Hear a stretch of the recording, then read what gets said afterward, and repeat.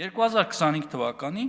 ծառայության հետ կապված Մինչ իշխանությունները ամենաբարձր մակարդակով պարբերաբար ընդգծում են, որ հաստատված խաղաղության պայմաններում սահմանին արդեն 1 տարի է զոհ չկա, տարեսկզբից արդեն 4-րդ զինծառայողն է մահանում խաղաղ պայմաններում։ Երեկվա ողբերգական դեպքը գրանցվել է Պաշտպանության նախարարության զորավարժադաշտում, զոհվածը պայմանագրային զինծառայող էր։ Զինծառայողի մահվան մասին երեկ երեկոյան հայտնեց Շամշյան Քոմը, որից շուրջ 12 ժամ անց եղավ պաշտոնական հաստատումը, բայց լռությունը խախտեց ոչ թե Պաշտպանության նախարարությունը, այլ քննչական կոմիտեն։ 2026 թվականի ապրիլի 2-ին Պաշտպանության նախարարության զորավարժադաշտում տեղի ունեցած դեպքի առթիվ նախաձեռնվել է քրեական վարույթ զինվորական պաշտոնյական անփութության եւ զենքի, ռազմամթերքի, ռազմական տեխնիկայի կամ ռազմական այլ նյութերի, սարքերի կամ առարկաների հետ վարվելու կանոնները խախտելու հոդվածներով, որն ազգուշությամբ առաջացրել է մարդու մահ։ Իրավապահ կառույցից այլ մանրամասներ հրաժարվեցին հայտնել։ Շամշյան Քոմի տեղեկություններով մահացածը 29-ամյա պայմանագրային զինծառայող է։ 39-ամյա մեկ այլ զինվորական մարմնական վնասվածքներ է ստացել եւ տեղափոխվել զինվորական հոսպիտալ։ Վիրավոր զինծառայողի առողջական վիճակի վերաբերյալ նախարարությունից տեղեկություն ստանալ չհաջողվեց։ Հրաժարվեցին խոսել նաեւ զինվորական հոսպիտալից։ Հեռախոսով, գраждан առածքո հեռախոսով մենք իրավունք չունենք ուշքի ինֆորմացիա տանք։ Մահացած պայմանագրայինը որտեղ էր ծառայում, երբ Վանից էր Բաղրամյանի հայտնի պոլիգոններում վարժանքների, թե հենց տեղում էր ծառայում, հայտնի չէ։ Պարզ չէ նաև հարուցված քրեական գործով մեղադրյալ կա, թե ոչ, ում անփութությունն են քննում իրավապահները։ Դեպքից ոչ մի տեղեկություն չուներ նաև Բաղրամյան համայնքի ղեկավարը, այդպես պնդեց։ Անկեղծ ասած, էլ բարձ չի դեպքի մասին ոչինչ չեմ կարող ասեմ, ինչու ես էլ հստակ չեմ անում։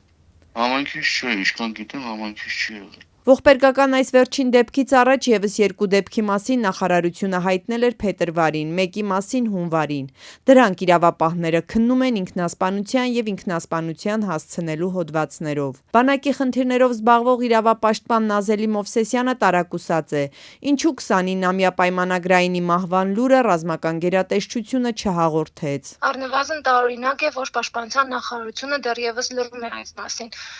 Չեմ կարող ասել, թե ինչ է թաքնված դրա հետևում,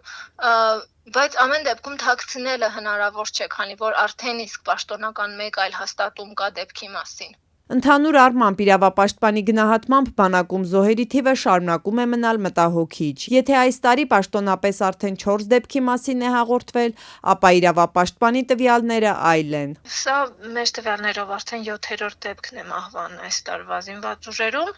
Դեպքերից մեկը ինքնասպանության հետևանքով է, 2-ը սպանության, 2-ը ավտովթարի հետևանքով, 1 դեպք դեռևս անհայտ պատճառներով եւ վերջին դեպքը պայթյունի հետևանքով, սա արդեն 7-րդն է։ Համեցեք, պարոն նախարար։ Նախարար Սուրեն Պապիկյանը մինչդեռ մոտ 1 ամիս առաջ դարձյալ վրդովված էր, ինչու են բանակին վերագրում նաև այն դեպքերը, որոնք չեն արձանագրվել հենց ծառայության ընթացքում։ Անցած տարվա վիճակագրությունը հենց այդ տարանջատմամբ էր Սուրեն Պապիկյանն ներկայացնում, որ ծառայության հետ կապված 6 դեպք է գրանցվել, իսկ 24 պայմանագրային զինծառայող էլ մահացել է, բայց դրանք ըստ Պապիկյանի ծառայության հետ կապ չունեն։ Պատճառները տարբեր են, ավտովթարներից մինչև հիվանդություններ։ Հիմա այս ամենը գումարում են իրար, այդ 30 դեպքը ներկայացնում են, որ ամբողջ օրը բանակում ավտոմատ առաջ ժամկետային զինծառայողները իրար կոտորում են, կամ իրար նվաստացնում են, որ ինքնասպանել են։ Մենք չենք հերքում,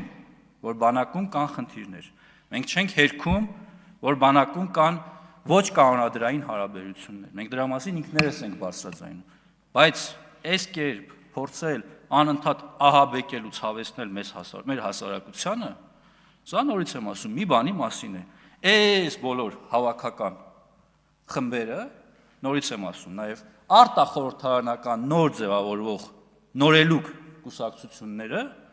նրանք բոլորը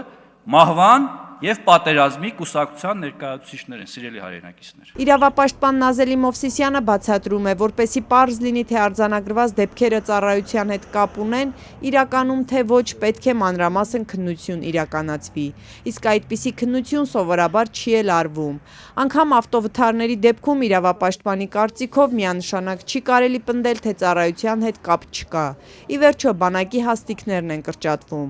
Իսկ հիվանդություններով պայմանավորված մահերի դեպքում շատ ավելի խնդրահարույց է պնդումը, թե ծառայության հետ կապ չկա։ Արդյոք զինծառայողները, պայմանագրային զինծառայողները, սպաները ենթարկվում են այն հետազոտություններին, որոնք պլանային կարգով պետք է իրականացնեն, որպեսզի առողջական խնդիրները բացահայտվեն եւ չհասնի խնդիրը այն աստիճանի, որ հանգեցնի մահվան։ Այսինքն բազմաթիվ հանգամանքներ կան, որոնց պիտի ուշադրություն դարձնել, մինչև հայտարարելը, որ նման դեպքերը կապված չեն զինվորական ծառայության հետ։ Բանակի խնդիրներով զբաղվող իրավապաշտպանի գնահատմամբ զինված ուժերում իրականացված բարեփոխումների մասին իշխանության պնդումները առայժմ դրանց արդյունավետության մասին չեն խոսում։